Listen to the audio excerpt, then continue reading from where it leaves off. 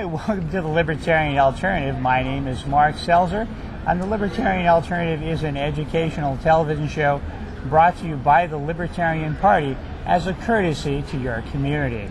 We're here at the Atlanta Marriott Marquis Hotel at the Libertarian Party's presidential nominating convention with Mary Ruwart. Now, Mary, you're a research scientist? That's right. By training, that's exactly what I am. And what does a research scientist do? Well, basically, we try to invent cures for diseases, and we usually do it in a form that we can put in a pill so that people can just go to their drugstore, take it, and hopefully feel better. So that's what you do for a living, but you also have this other interest in libertarian ideas? Yes, that's correct. And so what is the main thrust of that? You write books? That's right. I'm primarily a writer, although I do go out and speak about them. And Healing Our World in an Age of Aggression is basically my latest book. It's actually a revision of a book that came out 10 years ago. It's been so popular, I decided to update it.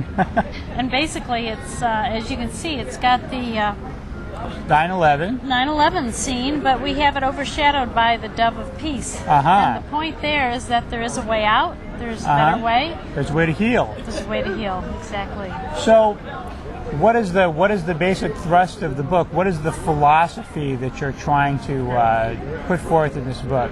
Well, you know, Mark, what we do is we treat each other on a one-to-one basis very well. We don't steal from each other. We don't. If we were neighbors, I wouldn't come over and take your things out of your house. We know how to make peace as neighbors. And if I were to do any of those things, well, if I came over and I beat you up or I started stealing from me, you'd try to retaliate and steal from me. We'd have a Hatfield and McCoy situation. We'd be feuding eternally. And so we know one-to-one how to behave. But let's say that I go to your house and I say, well, would you contribute to my favorite charity? Of course, as a good neighbor, I honor your choice. But today, that's not what we do. We go to the government and say, gee, I don't like Mark's choice. He won't contribute to my favorite charity. So I'm going to make sure that a tax is imposed on him so it forces him to do it.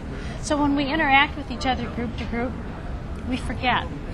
We forget our good manners and our good neighbor policy. And most of the time when you do it that way, if I was to voluntarily contribute to a charity, some of that money would actually go for what I was told it was going to go for. But if the government takes that money from me, the chances it's going to get to the poor person or to the environmental cause aren't very good. That's right. In fact, environmentally, the governments of all countries are the world's greatest polluters. And most people don't know that, actually, but the U.S. military, for example, puts out something like as much chemical waste each year as 2 to 3 top chemical companies.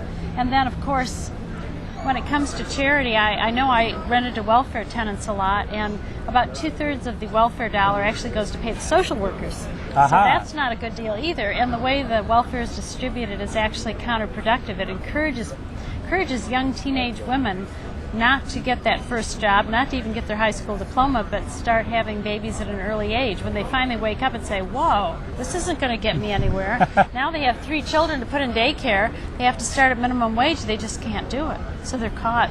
They're caught for a long time. I had teenage mothers come to me and say, well, I'm pregnant now. I'm going to have my baby in a few months, so I'll be able to give you a welfare check for my apartment. It was like a rite of passage. And it's very, very sad.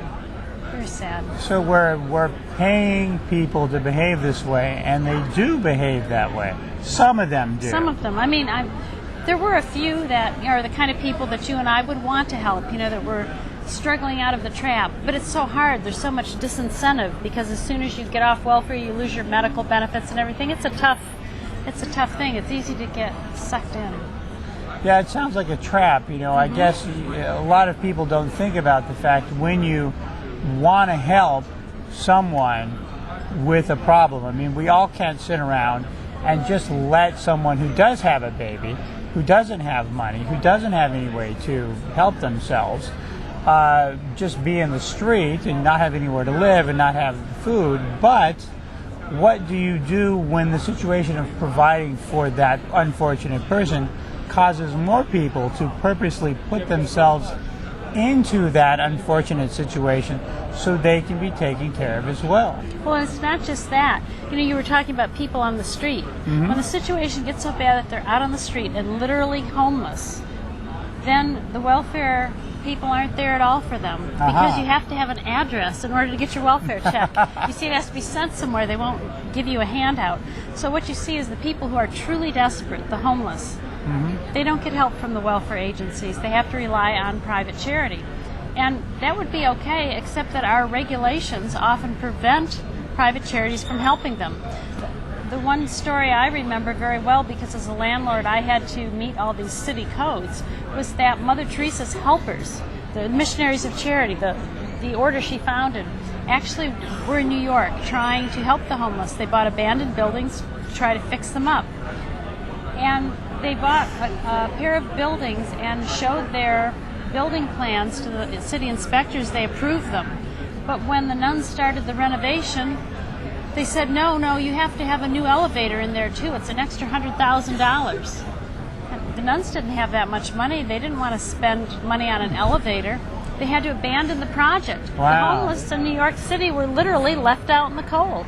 So there's the reason that people are homeless is because of government regulation, not the fact that government is doing too little, but the fact that government is doing too much. That's true. You know, there was a study done on what causes homelessness. And what was found is that the cities that have the highest zoning regulations, city inspectors, and other types of restrictions are the ones with the highest percentage of homelessness. The reason is that the price of the houses go up, so of course rents go up. People can't afford them, they end up in the streets. Yeah, it's all supply and demand. If you make, I remember in the area where I lived in Hollywood, there was a time when many new apartment buildings opened up. They just built, somehow they managed to get past the zoning laws and build a bunch of new apartment buildings in that neighborhood. And the rent went just way, way, way down. There were all of these signs out in front of the buildings that said, "Move in, please, you know, first month rent free, no security deposit." And they were desperate to get people to move in there.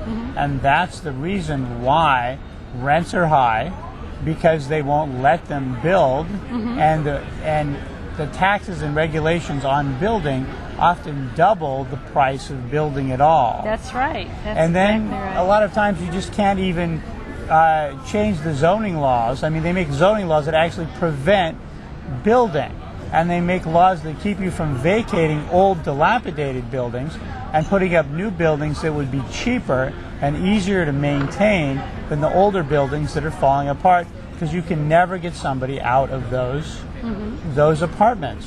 And it's very, very difficult to do.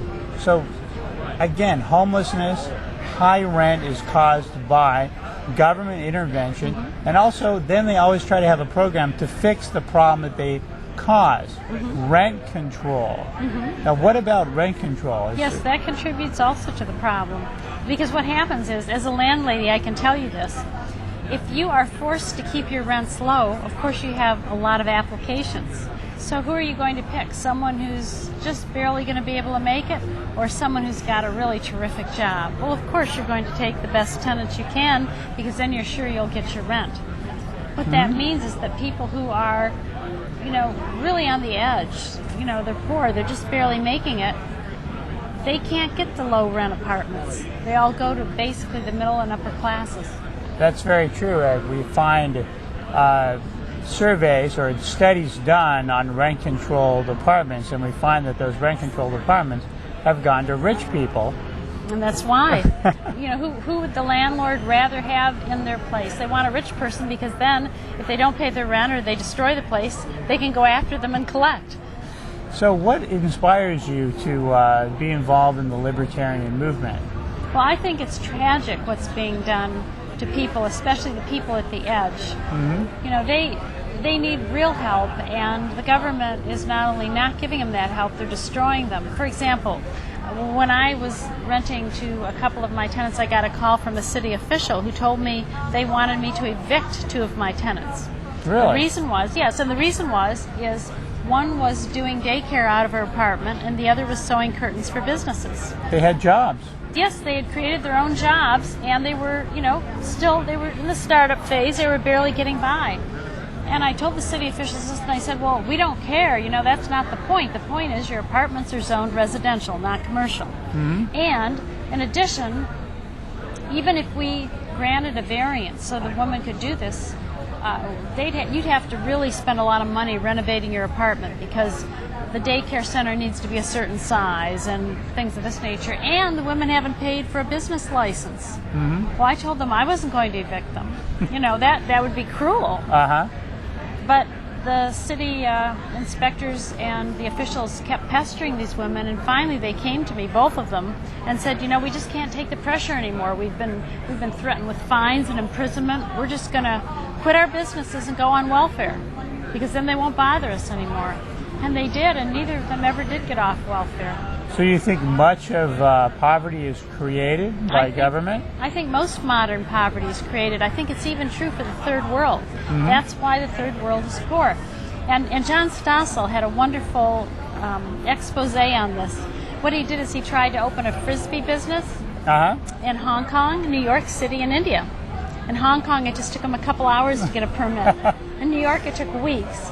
But in India, it was going to take years, and he might never get permission. Wow. So how can the Indian people work themselves out of poverty when they can't even get permission to go to work? That could be the best workforce in the whole world there. I mean, that's a huge workforce. Mm-hmm. And that workforce working in an economy can create more jobs and a huge need for more products and services from this country. Oh, yes. But yet we have people complaining about this, calling it outsourcing and saying that it's a horrible thing. Mm-hmm. Now, do you have a defense of this practice known as outsourcing?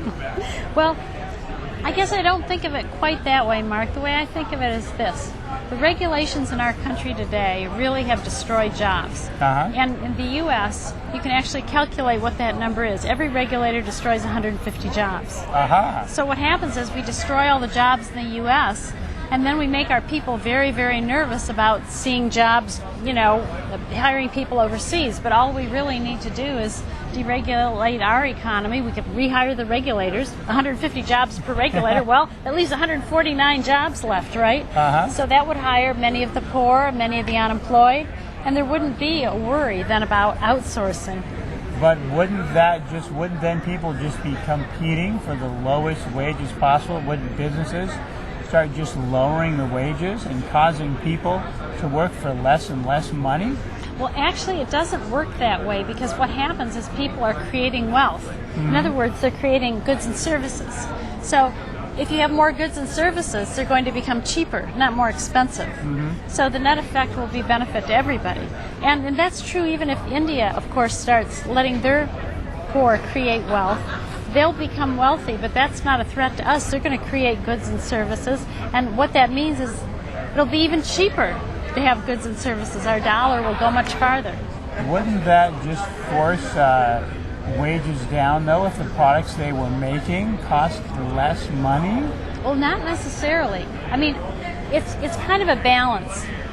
Right now, what's happening is we have a lot of currency inflation because our government is deficit spending. All these programs are costing a lot of money. Mm-hmm. That is it's like playing Monopoly. And, if you and I were playing Monopoly, and let's say that you got $200 when you passed go, and I got $400 when I passed go. Well, that's kind of the way it is. You see, the government's getting $400 because it inflates the currency. Well, right. It's hard to compete against that. And so that's really part of this whole thing. It's part of what it's what's making our dollar worth less. 10 years ago, our dollar was worth about twice as much as it is now. Mm-hmm. That's really, so we have a kind of a false sense of our wages increasing when we get more, but what they buy is less. It's really what they buy which is important. Also, this brings up the idea of Walmart, and whether or not that is going to harm a neighborhood by having these. Walmart, I guess, is kind of like the argument of outsourcing. Mm-hmm. That's good. That's a good analogy. Well, actually, I like it when Walmart comes to town because as a consumer, I can buy things less expensively. So for the consumer, it's wonderful. So it's like giving all of the low-income people and middle-income people in that neighborhood thousands a day a raise. That's right. It's a break, yes, And by all it's means. kind of like raising the minimum wage, but in the private sector, because everyone that lives near that Walmart, that shops there, can now get their goods 30 to even sometimes 60% cheaper, and that makes it easier for people, especially poor people, to feed, clothe, house their family. That's right. That's right. Now, but what about the small businesses that supposedly shut down when Walmart opens up? Well, you know, one of the reasons we have problems with small businesses today is because we have so much regulation. And, you know, one of the things that happens, for example, is that, and actually it hurts minorities. Let me use a minority example because it's really bad for minorities. There's been a lot of new braiding techniques that have come from the African American community where they braid those little dreadlocks Right. and things like that. So the African American braiders have been trying to set up little shops in their states, but the government keeps threatening to shut them down and fine them and imprison them because they don't have a state cosmetology license. Now, if they got that license, it'd take them a year to get it, several $1,000s, and they wouldn't even learn braiding. And it doesn't really have anything to do with consumer safety because it's not usually illegal to braid hair. It's just illegal to charge for it. No, I mean, it's just illegal to charge for it, which tells you it's a protection racket. Right. So They that's also- what hurts. They also arrest people for hanging wallpaper without a contractor's license, fixing things, and they've actually arrested people in Los Angeles, where I live, for hanging wallpaper. Really doing any kind of job without a contractor's license is a problem. You know, same with cars, okay? You cannot pick up someone at a bus stop or pick up someone who needs a ride somewhere. You have to have a taxi license. But I think anyone who has a car should be able to pick someone up. And if they don't think it's safe, then they shouldn't be able to, they shouldn't get in the car. That's you know? true. And in New York City, it costs about $200,000 to get a permission or a license to drive your own car and pick up people. So it's ridiculous. What poor person can afford that? It's nuts. So the jobs are being destroyed by the government rather than the government saying, I'm creating jobs. We constantly hear that. No. I created 400,000 jobs, this year or this month. But what they don't say is how they destroyed them doing that. Because for them to take money to create jobs, they first have to take it out of the private sector. And when they do that, jobs are lost in the private sector more than they gain because, of course, we still have to pay the tax collector, the Congress to fight over how the money should be spent. We have to pay the people who distribute the money and create the programs to create these new jobs. So that's a pretty hefty overhead. It's about 50% of our dollar. So let's say we destroy 100 jobs in the private sector to collect a certain amount of money. We'll only get 50 jobs out of the government, if that, because government's even more inefficient than we ever dreamed sometimes, and so probably it'd be more like 25. Yeah, the government often says it creates jobs, and I like to use the analogy of the government giving money to businesses to create jobs. Imagine you had a hamburger stand, and you had 3 hamburger flippers there, and the government gave you extra money so you could have a 4th hamburger flipper. Well, who is going to eat the burgers that the 4th hamburger cooker flips? No one, because the only thing that can create a job is a need for a good or a service. Well, plus, in order to help the business hire that extra hamburger flipper, what they're really going to have to do is have the company fire 2 of the other ones, because they won't have enough money to pay the taxes and hire and pay for the program. That's how it really works. That's very true. There's something called the payroll tax, and this was the biggest tax increase in the history of the United States, and this was signed by Ronald Reagan. And you constantly hear Republicans saying about how they want to cut taxes and how Ronald Reagan cut taxes. But this was actually the biggest tax increase in the history of the country. This is where they tax what you pay your employees. So if you have a company and you're hiring people, everything you pay them, you have to pay a certain amount of that, a tax. to the government on just what you pay somebody. So they basically fine you for hiring someone, and the more people you hire and the more you pay them, the more they fine you for doing so. And then we wonder why there's no jobs. Right, because of course what you do is you convert to machinery. It becomes cheaper than to convert to machinery, so that's what you do. So what about healthcare? Oh, healthcare. Oh, I'd like to talk about that, having been in the industry. It's very, very interesting. Most people don't realize it, but it costs about $1 billion for a pharmaceutical firm to put a drug on the market. That's because it has to jump through all these hoops that the FDA requires. And of course, the belief is that it makes the drugs safer. Well, it makes the drugs a little bit safer, but it takes a lot longer to develop them. So, for example, if a drug is going to save 10,000 lives a year, and you have to wait 10 years, which is about the average, to get it, it's actually closer to 14, but I'm thinking of a set of regulations that was particularly bad. It increased the development time 10 years. So if you would have saved 10,000 lives a year, that means over 10 years you've lost 100,000 lives.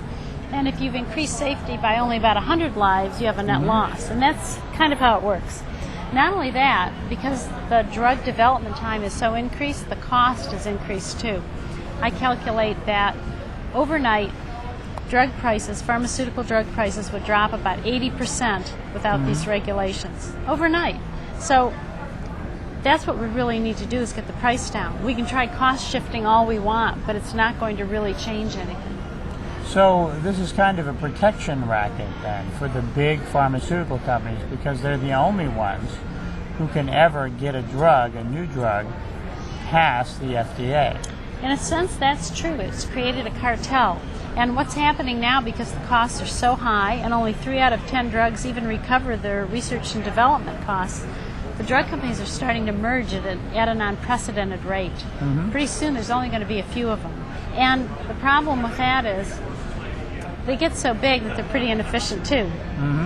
And that means they simply are a cushion of money for all the failures that precede the big winner. Right. And not necessarily so efficient at finding the new cures. Well, they're basically become extensions of the government, because they're corporate welfare entities protected by the regulation of the FDA. I wouldn't say they're welfare at this point, but they are protected, and it is becoming a cartel. I think that's probably the right word. What's the solution? Well, the solution is to deregulate. If you didn't require studies that kill people, then what you would have is development of drugs that was less expensive. You'd have more drugs. You'd have more people saved, but the cost would be much less. So you could replace the FDA with a bunch or a group of private competing FDAs. Or certification firms. Or certification firms that would then, and their reputation would depend on making sure something that they say is safe is really safe. Right. In fact, that's what they used to do before the FDA. They would have in their advertisements, our product has never, killed anybody by sudden death, which was a problem with biological preparations back in those days. They advertised the safety impact of their products, and that actually worked quite well. There were occasions when people didn't think ahead and had a problem, so the regulations save a few lives, like I said, might maybe save 100, but cost 10,000 or 100,000 even. So there's that kind of a ratio, risk-benefit ratio. It's crazy. So what would you say to a person out there that was thinking of getting involved in the Libertarian Party, or to get them to look at the Libertarian Party as an option? Well, I'd say that simply think about how you relate to your neighbor on a one-to-one basis. Then look at how we relate to each other, group to group, and you'll see a big discontinuity. Now, once you see that, you can apply it to really anything. And of course, when you see that you're being nastier to your neighbor by taxing them and regulating them, it's no surprise to you that it results in bad things like loss of jobs, loss of life, poverty. So I'd say investigate and see for yourself. So just look into it, look at the facts. But you know, how can a person tell which are the right facts? We hear your opinion very little, and out there in the world there's so many opinions. How can the person tell that you're right and all the other people out there that are much better funded than the Libertarian Party are wrong? How can they tell? Well, I believe that people have common sense, and when they look, they can see. And the first thing that we talked about earlier in this session was how if we relate to each other honestly and gently, I don't beat you up, I don't steal from you, I don't defraud you or cheat you in any way, we have a good relationship, or at least a tolerable relationship. But if I'm going to be beating on you and stealing from you, we said we'd have a feud. Well, it makes sense that if that happens on a one-to-one basis, it's going to happen on a group-to-group basis. And that's the kind of common sense I mean. It doesn't take an Einstein to see that the same means get the same ends. Well, thank you very much for coming out. It's wonderful seeing you today. And for those of you out there that would like more information about the Libertarian Party, you can join us online at www.lp.org, and you can call 1-800-ELECT-US, and we'll send you out a free packet of information. So thanks again, and thanks for watching, and we'll see you next time on the Libertarian Alternative.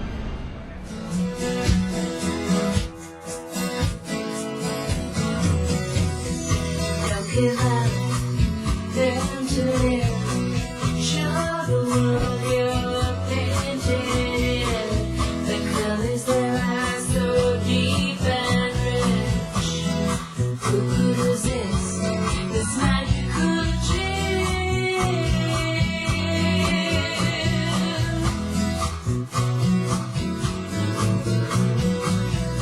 Don't give up, learn to live, show the world you're painted.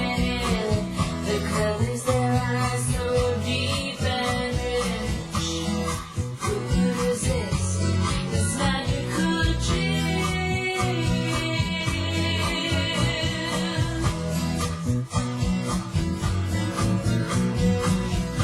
Hold the freedom in your hands, feel so smooth it never ends. Watch your fears begin to melt. Tell you love your